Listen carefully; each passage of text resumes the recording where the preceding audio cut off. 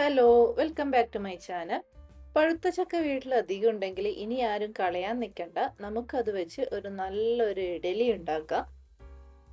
ഈ ഒരു ഇഡലിക്ക് കൂടെ കഴിക്കാൻ നമുക്ക് കറികളുടെ ഒന്നും ആവശ്യമില്ല. അപ്പോൾ നമുക്ക് എങ്ങനെയാണ് ഈ വളരെ ടേസ്റ്റി ആയിട്ടുള്ള ഇഡലി ഉണ്ടാക്കുന്നത് എന്ന് നോക്കാം. അപ്പോൾ ഈ ഒരു ഇഡലി ഉണ്ടാക്കാനായിട്ട് ഞാനിവിടെ ഏകദേശം ഒരു 2 കപ്പ് വരിക്കച്ചക്കയുടെ ചുള എടുത്തിട്ടുണ്ട്. ഇനി നമുക്ക് വേണ്ടത് പച്ചരിയാണ്. പച്ചരി നമ്മൾ ഏകദേശം ഒരു 3-4 മണിക്കൂർ കുതിർത്ത് വെക്കണം. ഇത് ഏകദേശം 1 കപ്പ് പച്ചരി 4 മണിക്കൂർ കുതിർത്ത് വെച്ചതാണ്. അതിനുശേഷം അത് നന്നായിട്ട് കഴുകി വൃത്തിയാക്കി എടുത്തിട്ടുണ്ട്. ഇനി വേണ്ടത് 1/4 കപ്പ് ശർക്കരയാണ്. ഇതെല്ലാം ഞാൻ 250 ml കപ്പിലാണ് അളന്നെടുത്തിട്ടുള്ളത്. ഇനി നമുക്ക് ഇതെല്ലാം കൂടി ഒരു മിക്സിയുടെ ജാറിലേക്ക് ഇട്ട് കൊടുക്കാം.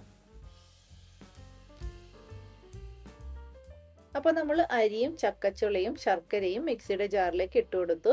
കൂടെ തന്നെ ഒരു 1/2 ടീസ്പൂൺ ഏലക്ക പൊടിച്ചത് ചേർത്ത് കൊടുക്കുന്നുണ്ട്.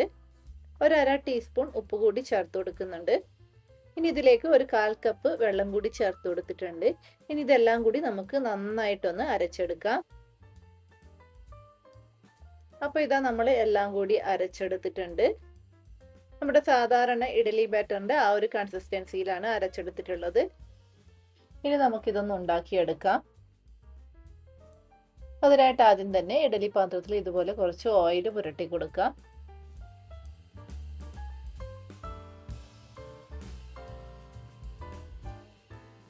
ഇനി നമുക്കിതിലേക്ക് മാവ് കോരി ഒഴിച്ചു കൊടുക്കാം. ഇതിൽ നമ്മൾ ചേർത്ത് കൊടുക്കുന്ന ശർക്കരയുടെ അളവ് നിങ്ങളുടെ മധുരത്തിനനുസരിച്ചിട്ട് കൂട്ടുകയോ കുറയ്ക്കുകയോ ചെയ്യാം. നമ്മൾ സാധാരണ ഇഡലി ഉണ്ടാക്കുന്നതിനേക്കാളും കുറച്ചും കൂടി കൂടുതൽ ടൈം ഇത് വേവിച്ചെടുക്കണം. കറക്റ്റായിട്ട് വെന്തില്ലെങ്കിൽ ഉള്ളൊക്കെ ഒട്ടിപ്പിടിക്കുന്നത് പോലെ ഉണ്ടാകും. അപ്പോൾ ഇതിനി നമുക്ക് ഒരു മീഡിയം ഫ്ലെയിമിൽ 1/2 മണിക്കൂറെങ്കിലും ആവിയിൽ വേവിച്ചെടുക്കണം. നമ്മളിവിടെ ഒരു ഇഡലി പാത്രത്തിൽ കുറച്ച് വെള്ളം ചൂടാക്കാൻ വെച്ചിട്ടുണ്ടായിരുന്നു. അപ്പോൾ ആ ഇഡലി തട്ട് അതിലേക്ക് ഇറക്കി വെച്ച് കൊടുക്കാം. ഇനി ഇത് അടച്ചു വെച്ച് ഒന്ന് വേവിച്ചെടുക്കാം. അപ്പോൾ ഇത് ഏകദേശം ഒരു 1/2 മണിക്കൂർ ആവിയിൽ വേവിച്ചെടുത്ത ഇഡലിയാണിത്. ഇനി ഇത് നന്നായിട്ടൊന്ന് തണുത്തതിന് ശേഷം നമുക്കൊരു പാത്രത്തിലേക്ക് മാറ്റാം. അപ്പോൾ ഇത് നന്നായിട്ട് തണുത്ത ഇഡലി നമ്മളൊരു പാത്രത്തിലേക്ക് മാറ്റിയിട്ടുണ്ട്. പഴുത്ത ചക്ക ഇഷ്ടപ്പെടുന്നവർക്കൊക്കെ എന്തായാലും ഈ ഒരു ഇഡലി ഇഷ്ടപ്പെടും. അതുമാത്രമല്ല ചക്ക ചേർത്തതായതുകൊണ്ട് തന്നെ ഇത് നല്ലൊരു ഹെൽത്തി ഇഡലിയാണ്. കൂടാതെ ഇതിന് കറികളുടെ ഒന്നും ആവശ്യമില്ലാത്തത് കൊണ്ട് നമുക്ക് സമയവും ലാഭിക്കാം.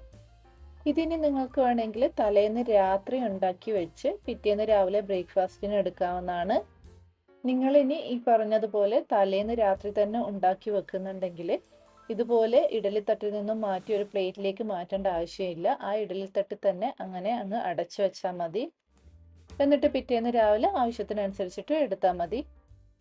അപ്പോൾ നിങ്ങൾക്ക് എല്ലാവർക്കും ഈ ഒരു വീഡിയോ ഇഷ്ടപ്പെട്ടു എന്ന് വിശ്വസിക്കുന്നു. ഇഷ്ടപ്പെട്ടാൽ ലൈക്ക് ചെയ്യാനും ഷെയർ ചെയ്യാനും സബ്സ്ക്രൈബ് ചെയ്യാനും മറക്കരുത്.